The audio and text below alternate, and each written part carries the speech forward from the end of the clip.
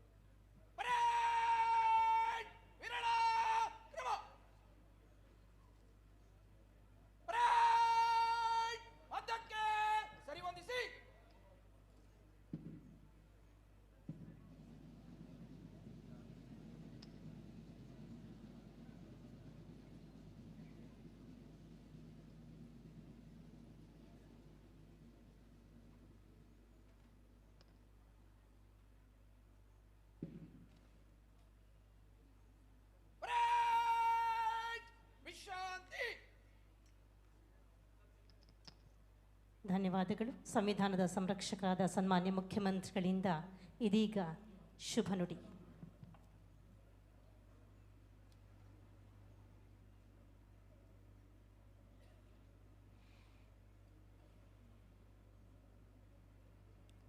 ಸಮಸ್ತ ನಾಗರಿಕ ಬಂಧುಗಳಿಗೂ ಕಲ್ಯಾಣ ಕರ್ನಾಟಕ ಉತ್ಸವದ ದಿನದ ಶುಭಾಶಯಗಳು.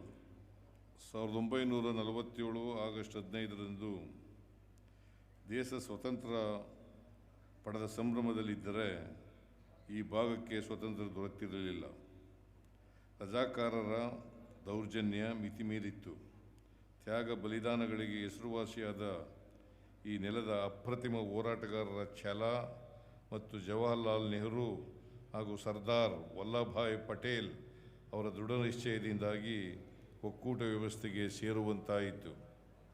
ಸ್ವಾತಂತ್ರ್ಯ ಹೋರಾಟದ ಜೊತೆಗೆ ಹೈದರಾಬಾದ್ ಕರ್ನಾಟಕ ವಿಮೋಚನೆಗಾಗಿ ಹಾಗೂ ಹೈದರಾಬಾದ್ ಕರ್ನಾಟಕ ಭಾಗವನ್ನು ಭಾರತದಲ್ಲಿ ವಿಲೀನಗೊಳಿಸಲು ನಡೆದ ಹೋರಾಟದಲ್ಲಿ ಭಾಗವಹಿಸಿದ್ದ ಶ್ರೀ ಶರಣಗೌಡ ಇನಾಮದಾರ, ಶ್ರೀ ರಾಜ ವೆಂಕಟಪ್ಪ ನಾಯಕ, ಶ್ರೀ ದತ್ತಾತ್ರೇಯ ಔರಾದಿ, ಶ್ರೀ ಶಿವಮೂರ್ತಿ ಸ್ವಾಮಿ ಅಳವಂಡಿ, ಶ್ರೀ ಮಠಮಾರಿ ನಾಗಪ್ಪ, ಶ್ರೀ ನಾರಾಯಣರಾವ್ ಕನಿಹಾಳ, ಶ್ರೀ ಹಕೀಕತ್ ರಾವ್ ಚಿಟಗುಪ್ಪಕರ, ಶ್ರೀ ಚಂದ್ರಶೇಖರ ಪಾಟೀಲ್, ಶ್ರೀ ರಾಮಾಚಾರ್, ಡಾಕ್ಟರ್ ಚರ್ಚಿಹಾಳ್ ಮಠ, ಶ್ರೀ ರಾಮಚಂದ್ರ ವೀರಪ್ಪ, ಶ್ರೀ ಕಪ್ತಪ್ಪ ಬೇಳೆ, ಶ್ರೀ ವಿ ಪಾಟೀಲ್, ಶ್ರೀ ವಿ ಬಿಡ್ಡಪ್ಪ, ಶ್ರೀ ಅಮರ್ ಸಿಂಗ್ ರಾಥೋಡ್ ಮುಂತಾದ ಎಲ್ಲ ಹೋರಾಟಗಾರರ ತ್ಯಾಗ ಬಲಿದಾನ ಅವಿಸ್ಮರಣೀಯ. ಇಂತಹ ಅಸಂಖ್ಯಾತ ಹೋರಾಟಗಾರರಿಗೆ ನನ್ನ ಹೃತ್ಪೂರ್ವಕವಾದಂಥ ಧನ್ಯವಾದಗಳನ್ನು ಅರ್ಪಿಸುತ್ತೇನೆ. ಕಲ್ಯಾಣ ಕರ್ನಾಟಕವು ಸಾಹಿತ್ಯ, ಕಲೆ, ಸಂಸ್ಕೃತಿ, ಧಾರ್ಮಿಕ ಸುಧಾರಣೆ ಮೊದಲಾದ ಕ್ಷೇತ್ರಗಳಲ್ಲಿ ಇಡೀ ದೇಶಕ್ಕೆ ಬೆಳಕು ಚೆಲ್ಲಿದಂತಹ ಶ್ರೇಷ್ಠ ವ್ಯಕ್ತಿಗಳನ್ನು ಜಗತ್ತಿಗೆ ನೀಡಿದೆ. ಕನ್ನಡದ ಮೊಟ್ಟ ಮೊದಲ ಉಪಲಬ್ಧ ಗ್ರಂಥ ಕವಿರಾಜ ಮಾರ್ಗದಲ್ಲಿ ನಿಜವಾದ ಒಡವೆ ಎಂದರೆ ಪರಧರ್ಮ ಮತ್ತು ಪರರ ವಿಚಾರಗಳನ್ನು ಸಹನೆಯಿಂದ ನೋಡುವುದು ಎಂಬ ಶಾಶ್ವತ ಸೌಹಾರ್ದ ತತ್ವವನ್ನು ಜಗತ್ತಿಗೆ ನೀಡಲಾಗಿದೆ. ವಿಶ್ವಗುರು ಸಾಂಸ್ಕೃತಿಕ ನಾಯಕ ಬಸವಣ್ಣನವರ ನೇತೃತ್ವದ ಶರಣ ಚಳುವಳಿಯ ಇದೇ ಪುಣ್ಯ ಭೂಮಿಯಲ್ಲಿ ನಡೆದಿತ್ತು ಎಂಬುದು ಇಡೀ ಜಗತ್ತು ಹೆಮ್ಮೆ ಪಡುವ ಸಂಗತಿಯಾಗಿದೆ. ಉದಾತ್ತ ಪರಂಪರೆಗೆ ನಾಂದಿ ಹಾಡಿದ್ದ ಅಸಂಖ್ಯಾತ ಅನುಭಾವಿಗಳು, ಅವಧೂತರು, ಆರೂಢರು, ಸೂಫಿ ಸಂತರ ಕರ್ಮಭೂಮಿ ಇದು. ಸ್ವತಂತ್ರ ಭಾರತವು ಅಭಿವೃದ್ಧಿ ಮಾರ್ಗದ ಕಡೆಗೆ ಮುನ್ನಡೆಯುತ್ತಿದ್ದ ಸಂದರ್ಭದಲ್ಲಿ ಕಲ್ಯಾಣ ಕರ್ನಾಟಕದ ಜಿಲ್ಲೆಗಳು ಅಭಿವೃದ್ಧಿ ಕಾಣದೆ ಅಂಧಕಾರದಲ್ಲಿ ಉಳಿದು ಬಿಟ್ಟಿದ್ದವು. ಸಂವಿಧಾನಬದ್ಧವಾಗಿ ನಾವು ಅಭಿವೃದ್ಧಿ ಹೊಂದಬೇಕೆಂಬ ಸಂಕಲ್ಪ ಮೂಡಿದ ಕಾರಣದಿಂದಲೇ ಹೋರಾಟಗಳು ಹುಟ್ಟಿಕೊಂಡವು. ಹಿಂದುಳಿದಿದ್ದ ಈ ಭಾಗವನ್ನು ಅಭಿವೃದ್ಧಿ ಮಾಡಬೇಕೆಂಬ ಉದ್ದೇಶದಿಂದ ಸನ್ಮಾನ್ಯ ದಿವಂಗತ ಡಾಕ್ಟರ್ ಧರ್ಮಸಿಂಗ್ರವರ ನೇತೃತ್ವದ ಸಮಿತಿಯು ವರದಿ ಆಧರಿಸಿ 1990ರಲ್ಲಿ ಹೈದರಾಬಾದ್ ಕರ್ನಾಟಕ ಅಭಿವೃದ್ಧಿ ಮಂಡಳಿಯನ್ನು ಸ್ಥಾಪಿಸಲಾಯಿತು. ಅಭಿವೃದ್ಧಿ ಸಾಧ್ಯವಾಗಬೇಕಾದರೆ ವಿಶೇಷ ಸ್ಥಾನಮಾನದ ಅಗತ್ಯವಿದೆ ಎಂದು ಈ ಭಾಗದ ಹೋರಾಟಗಾರರು ನಿರಂತರವಾಗಿ ಹೋರಾಟ ನಡೆಸಿದ್ದರು. ಕೇಂದ್ರದ ಅಟಲ್ ಬಿಹಾರಿ ವಾಜಪೇಯಿಯವರ ನೇತೃತ್ವದ ಸರ್ಕಾರವು ಕರ್ನಾಟಕಕ್ಕೆ ನೀಡಬೇಕಾದ ವಿಶೇಷ ಸ್ಥಾನಮಾನವನ್ನು ಕೊಡಲಾಗುವುದಿಲ್ಲವೆಂದು ಬಹುಕಾಲದ ಜನರ ಬೇಡಿಕೆಯನ್ನು ತಿರಸ್ಕರಿಸಿತ್ತು. ಆದರೆ ಪ್ರಾದೇಶಿಕ ಅಸಮಾನತೆಯನ್ನು ಹೋಗಲಾಡಿಸದೆ ದೇಶದ ಸಮಗ್ರ ಹಾಗೂ ಸುಸ್ಥಿರ ಅಭಿವೃದ್ಧಿ ಸಾಧ್ಯವಿಲ್ಲ ಎಂಬುದನ್ನು ಅರಿತ ಡಾಕ್ಟರ್ ಮನಮೋಹನ್ ಸಿಂಗ್ ಅವರ ನೇತೃತ್ವದ UPA ಸರ್ಕಾರವು ಸಂವಿಧಾನಕ್ಕೆ ತಿದ್ದುಪಡಿ ತಂದು ಆರ್ಟಿಕಲ್ 371J ಅನ್ನು 1/1/2013 ಜಾರಿಗೆ ಬರುವಂತೆ ಅಧಿಸೂಚನೆಯನ್ನು ಹೊರಡಿಸಿತು. ವಿಶೇಷ ಸ್ಥಾನಮಾನಕ್ಕಾಗಿ ನಡೆದ ಹೋರಾಟಗಳ ಮುಖಂಡತ್ವ ವಹಿಸಿದ್ದ ಮಾನ್ಯ ಮಲ್ಲಿಕಾರ್ಜುನ ಖರ್ಗೆಯವರು, ಮಾನ್ಯ ದಿವಂಗತ ಧರ್ಮಸಿಂಗ್ರವರು ಮುಂತಾದ ಅನೇಕ ಮಹನೀಯರ ಹೋರಾಟವನ್ನು ನಾವು ಮರೆಯಬಾರದು. ಹೋರಾಟದಿಂದ ತಕ್ಷಣಕ್ಕೆ ಸಿಕ್ಕ ಫಲ ನಮ್ಮ ಕಣ್ಣ ಮುಂದಿದೆ.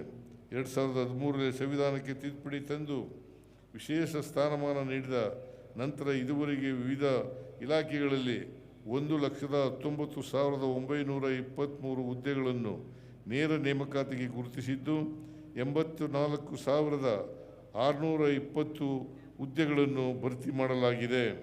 ಇದೀಗ ಒಳ ಮೀಸಲಾತಿ ವಿಚಾರವನ್ನು ಬಗೆಹರಿಸಿರುವುದರಿಂದ ಖಾಲಿ ಇರುವ ಹುದ್ದೆಗಳನ್ನು ಹಂತ ಹಂತವಾಗಿ ಭರ್ತಿ ಮಾಡಲು ಉದ್ದೇಶಿಸಿದ್ದೇವೆ. KKRDBಗೆ 2013-14 ಸಾಲಿನಿಂದ 25-26 ಸಾಲಿನವರೆಗೆ ಸರ್ಕಾರದಿಂದ 24,780 ಕೋಟಿ ರೂಗಳಷ್ಟು ಅನುದಾನ ಹಂಚಿಕೆಯಾಗಿದೆ. ಇದುವರೆಗೆ 14,000 ಕೋಟಿ ರೂಗಳಿಗಿಂತ ಹೆಚ್ಚಿನ ಅನುದಾನ ವೆಚ್ಚ ಮಾಡಲಾಗಿದೆ. 41,103 ಕಾಮಗಾರಿಗಳು ಕೈಗೆತ್ತಿಕೊಂಡಿದ್ದು 32,985 ಕಾಮಗಾರಿಗಳನ್ನು ಪೂರ್ಣಗೊಳಿಸಿದ್ದು 8,188 ಕಾಮಗಾರಿಗಳು ವಿವಿಧ ಹಂತದ ಪ್ರಗತಿಯಲ್ಲಿವೆ. ನಮ್ಮ ಸರ್ಕಾರವು ಶಿಕ್ಷಣ, ಆರೋಗ್ಯ ಮತ್ತು ಮೂಲಭೂತ ಸೌಕರ್ಯಗಳಿಗೆ ಆದ್ಯತೆ ನೀಡುತ್ತದೆ. 2023-24ರಿಂದ ಬಿಡುಗಡೆಯಾದ ಅನುದಾನಗಳಲ್ಲಿ ರಸ್ತೆ ಮತ್ತು ಸಂಪರ್ಕ ವ್ಯವಸ್ಥೆಗೆ 50% ಇನ್ನಿತರ ಮೂಲಸೌಕರ್ಯಗಳಿಗೆ 11% ಹಾಗೂ ಶಿಕ್ಷಣ ಮತ್ತು ಆರೋಗ್ಯ ವಲಯಕ್ಕೆ 39% ಹಣವನ್ನು ವಿನಿಯೋಗಿಸಲಾಗಿದೆ. KKRDBಗೆ ಪ್ರಸಕ್ತ 2025-26ನೇ ಸಾಲಿಗೆ 5,000 ಕೋಟಿ ರೂಗಳನ್ನು ಒದಗಿಸಿ ನುಡಿದಂತೆ ನಡೆಯುವ ಸರ್ಕಾರ ಎಂಬುದನ್ನು ಸಾಬೀತುಪಡಿಸಿದೆ. ಡಾಕ್ಟರ್ ಅಜಯ್ ಧರ್ಮಸಿಂಗ್ ಅವರ ಅಧ್ಯಕ್ಷತೆಯ ಮಂಡಳಿಯು ಸಿದ್ಧಪಡಿಸಿದ್ದ ಕ್ರಿಯಾ ಯೋಜನೆಗೆ ಅನುಮೋದನೆ ದೊರೆತಿದ್ದು ಕಾಮಗಾರಿಗಳು ಆರಂಭವಾಗುತ್ತಿವೆ. 371J ಸ್ಥಾನಮಾನ ದೊರೆತ ನಂತರ ತಾಂತ್ರಿಕ, ವೈದ್ಯಕೀಯ ಶಿಕ್ಷಣ ಹಾಗೂ ಇನ್ನಿತರ ಪದವಿ ಹಾಗೂ ವೃತ್ತಿಪರ ಶಿಕ್ಷಣ ಸಂಸ್ಥೆಗಳಲ್ಲಿ 70% ಸ್ಥಾನಗಳನ್ನು ಮತ್ತು ರಾಜ್ಯದ ಉಳಿದ ಭಾಗಗಳಲ್ಲಿ 8% ಸ್ಥಾನಗಳನ್ನು ಈ ಭಾಗದ ಅಭ್ಯರ್ಥಿಗಳಿಗೆ ಮೀಸಲಿಡಲಾಗಿದೆ. ಇದರ ಪರಿಣಾಮ 2014-15ರಿಂದ 2024 ಶೈಕ್ಷಣಿಕ ಸಾಲಿನವರೆಗೆ 10,000ಕ್ಕೂ ಹೆಚ್ಚು ವಿದ್ಯಾರ್ಥಿಗಳು ವೈದ್ಯಕೀಯ, 31,000ಕ್ಕೂ ಹೆಚ್ಚು ವಿದ್ಯಾರ್ಥಿಗಳು ಇಂಜಿನಿಯರಿಂಗ್ ಕಾಲೇಜುಗಳಲ್ಲಿ ಪ್ರವೇಶ ಪಡೆದಿದ್ದಾರೆ. ಇದಲ್ಲದೆ 12,000ಕ್ಕಿಂತ ಹೆಚ್ಚಿನ ವಿದ್ಯಾರ್ಥಿಗಳು ದಂತ ವೈದ್ಯಕೀಯ, ಹೋಮಿಯೋಪತಿ, ಕೃಷಿ ಸಂಬಂಧಿತ, B.Pharmacy, D.Pharmacy ಕೋರ್ಸುಗಳು ಮುಂತಾದವುಗಳಿಗೆ ಮೀಸಲಾತಿ ಸೌಲಭ್ಯದಿಂದ ಉನ್ನತ ಶಿಕ್ಷಣ ಪಡೆಯಲು ಸಾಧ್ಯವಾಗಿದೆ.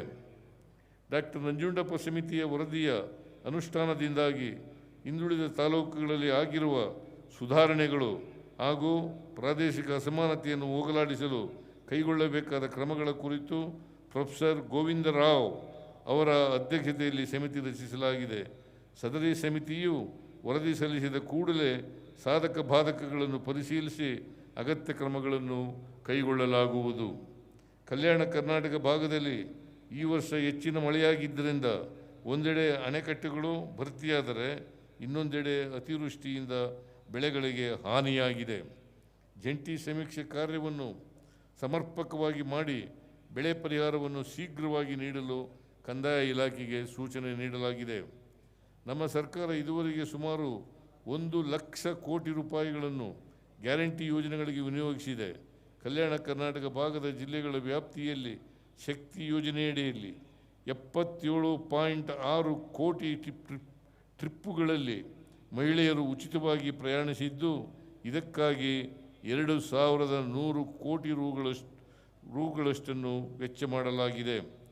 ಇಷ್ಟರ ನಡುವೆಯೂ ಕಳೆದ 2 ವರ್ಷಗಳಲ್ಲಿ KKRTCಗೆ ಹೊಸದಾಗಿ 937 ಹೊಸ ಬಸ್ಸುಗಳನ್ನು ಖರೀದಿಸಿ ಒದಗಿಸಿದ್ದೇವೆ. ಇದಲ್ಲದೆ 1,873 ಸಿಬ್ಬಂದಿಯನ್ನು ಸಹ ನೇಮಕ ಮಾಡಿದ್ದೇವೆ. ಗೃಹಜ್ಯೋತಿ ಯೋಜನೆಯಡಿ 21.42 ಲಕ್ಷ ಗ್ರಾಹಕರು ಉಚಿತ ವಿದ್ಯುತ್ ಸೌಲಭ್ಯ ಪಡೆಯುತ್ತಿದ್ದು, ಇದಕ್ಕಾಗಿ 2,328 ಕೋಟಿ ರು ವಿನಿಯೋಗಿಸಲಾಗಿದೆ. ಗೃಹಲಕ್ಷ್ಮಿ ಯೋಜನೆಯಡಿ 24.78 ಲಕ್ಷ ಕುಟುಂಬಗಳ ಯಜಮಾನಿ ಮಹಿಳೆಯರಿಗೆ ತಲಾ 2,000 ರೂಗಳಂತೆ ಒಟ್ಟು 9,650 ಕೋಟಿ ರೂಗಳನ್ನು ವಿತರಿಸಲಾಗಿದೆ. ಅನ್ನಭಾಗ್ಯ ಯೋಜನೆಯಡಿ ಈ ಭಾಗದ ಫಲಾನುಭವಿಗಳಿಗೆ ಒಟ್ಟು 3,200 ಕೋಟಿ ರೂಗಳಿಗೂ ಹೆಚ್ಚಿನ ಮೊತ್ತವನ್ನು ವಿನಿಯೋಗಿಸಲಾಗಿದೆ.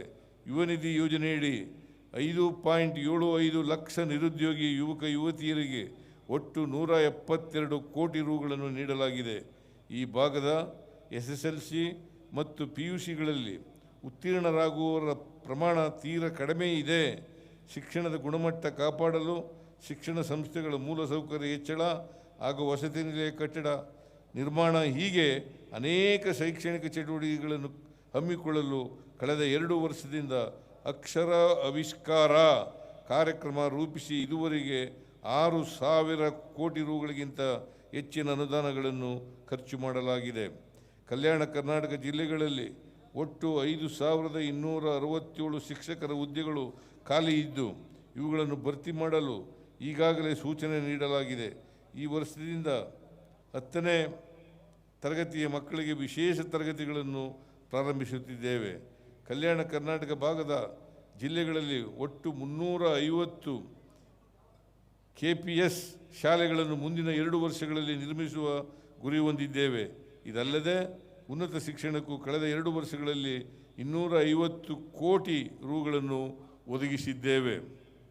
ಗುಲ್ಬರ್ಗ ವಿವಿ ಆವರಣದಲ್ಲಿ 1,000 ಸಾಮರ್ಥ್ಯದ ವಸತಿ ನಿಲಯ ಸಂಕೀರ್ಣವನ್ನು 78 ಕೋಟಿ ರು ವೆಚ್ಚದಲ್ಲಿ ನಿರ್ಮಾಣ ಮಾಡಲಾಗಿದೆ.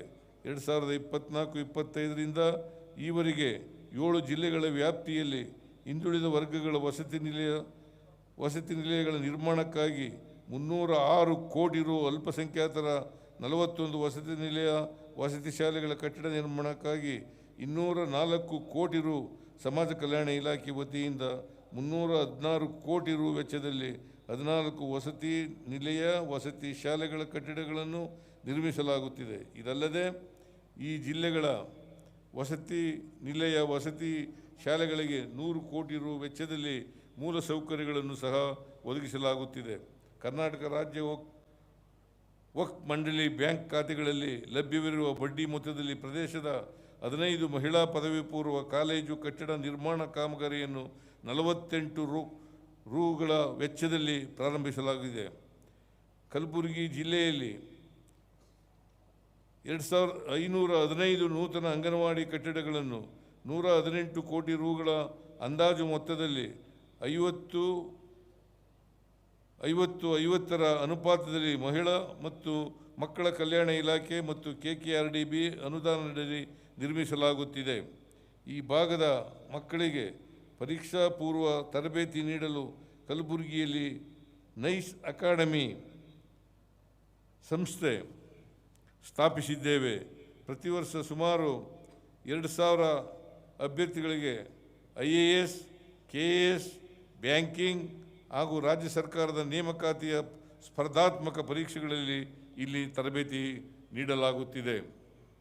ಕಲ್ಯಾಣ ಕರ್ನಾಟಕದ ಜಿಲ್ಲೆಗಳ ಜನರ ಆರೋಗ್ಯ ವ್ಯವಸ್ಥೆಯನ್ನು ಸಮಗ್ರವಾಗಿ ಸುಧಾರಿಸುವ ಉದ್ದೇಶದಿಂದ 1,797 ಕೋಟಿ ರು ಅನುದಾನ ಒದಗಿಸುವ ಮೂಲಕ ಆರೋಗ್ಯ ಆವಿಷ್ಕಾರ ಎಂಬ ವಿಶೇಷ ಕಾರ್ಯಕ್ರಮವನ್ನು ರೂಪಿಸಿದ್ದೇವೆ. ಕಲಬುರಗಿಯಲ್ಲಿ 163 ಕೋಟಿ ರು ವೆಚ್ಚದಲ್ಲಿ ಸೂಪರ್ ಸ್ಪೆಷಾಲಿಟಿ ಆಸ್ಪತ್ರೆಯನ್ನು ಪ್ರಾರಂಭಿಸಲಾಗಿದೆ.